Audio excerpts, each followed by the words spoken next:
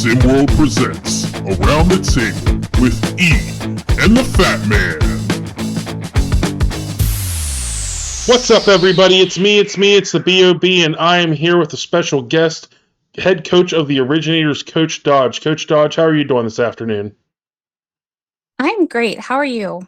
I am doing great on this wonderful Sunday afternoon. Well, this is Around the Table with E and the Fat Man. That is not E, that is Coach Dodge of the ORIGINators. I am the Fat Man, and this is the podcast that we talk about whatever we want.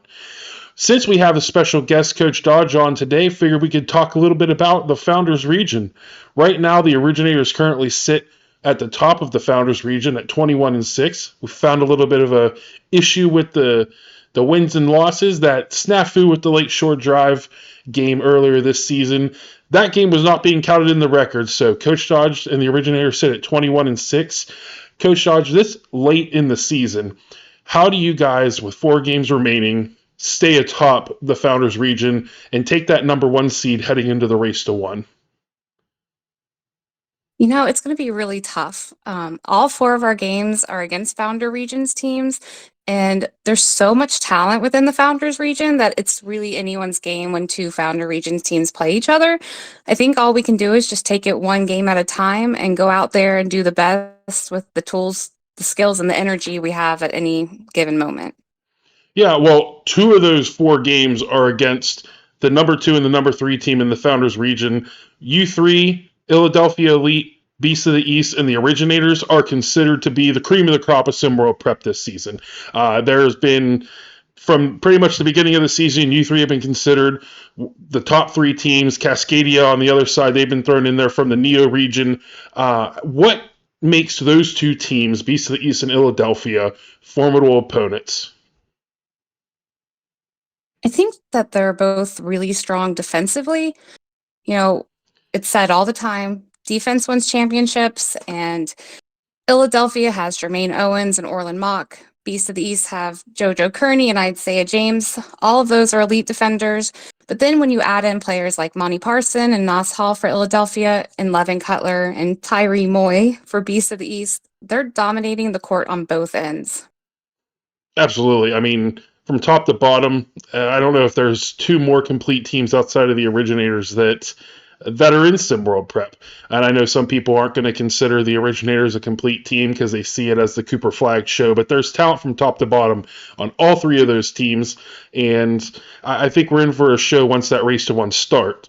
But to flip the script a little bit, those other 2 teams that you face here at the end of the season, the North and Bad Boys Basketball, they haven't been so great this season. Bad Boys Basketball have been okay. The North has been the North, kind of like they were last season. They got some solid players, but they really haven't done what some people have expected. How do you keep your kids from overlooking the North and Bad Boys as the season winds down? We just go into every game like it's do or die. It doesn't matter what the record is. The North and Bad Boys Basketball are both extremely talented teams, so we just are going to prepare for them like it's the race to 1 championship and just go out there and do our best. Yeah, I mean, with players like Mazaka and A-Rod on the North and Balgus and Pagnotti Jr. on Bad Boys Basketball, the talent really is endless in SimWorld Prep as a whole. And even a team that could be, I don't know, how many wins does Middle East have this season? Maybe 1, 2? Just kidding, Middle East fans. But they still have a lot of talent. So regardless of the team, regardless of the record, there's talent there. And on any given night, anybody can win. But want to kind of move a little bit away from the other teams and just briefly touch on all season. I mentioned it a little bit earlier. All season, it has pretty much been Cooper Flag and the rest of the team. At least that's how everybody has looked at it. Cooper Flag is an extremely dominating player. He can do it all. Mm-hmm. And when you look at the team, everybody was wondering, who's going to step up? Who's going to step up? Who's going to step up? And it's always Cooper Flag. Truly, in that 10-game winning streak that you guys had, you guys played as a team, and Cooper Flag kind of took a step back. and let other people shine. Yeah, Jay Laster, Christ Coates out there, Caleb Boating. Obviously, you got Victorious Elgauskas, Ty Kadrian Walker III. You got a lot of talent out there that can really step up when needed. They just didn't need to. With how Mhm. dominant Cooper Flag is, how do you keep your kids happy knowing that he is going to take the ball away from them and he's going to feast out there. He's going to get his regardless of who else is out there just because of how talented he is. How do you keep the rest of your kids happy? So when I bring a kid onto my team, I keep realistic expectations.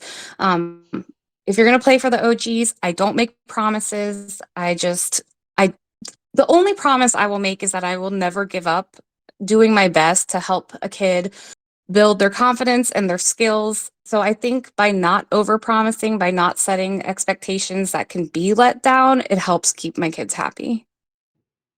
Yeah, and I think that's one of the problems with some of these coaches out there, and we saw it. I don't want to point fingers, but the yacht club heading into the season, we had all these star players heading to the yacht club, promises being made, and then it all kind of fell apart to start the season. Obviously, they got some solid players in Josiah Cook and all that, but when you start throwing all these promises to players, oh, you're going to get this playing time, you're going to be the starter, you're going to be the focal point, what happens when that's not working and you have to make that difficult change? Those kids aren't going to be happy. So what you're saying is you keep them level headed coming in, no promises. You're going to get what you get. If you get more, great. If you get less, great. Everybody's happy at the end of the day because there was no, I guess, real. Don't want to say there was no expectation. The expectation is to win, but there was no over expectations on a kid to come in there and put up 30 points a night, and now they're not, and they're sad or something like that. But I guess that's a good way to look at it on the recruiting trail. Um, well, Coach Dodge, I don't want to take up too much more of your time. Do you have any final words for the people here? No, I think just that I appreciate every one of my players. They work hard, they stay humble, and they've stuck with me through the good and bad times. And I know I know everyone's sick of hearing it, but I have the best group of kids and I couldn't be luckier. And that's it. Well, Coach Dodge, I appreciate you hopping on here with me, and I hope everybody has a great rest of their Sunday. Later, folks.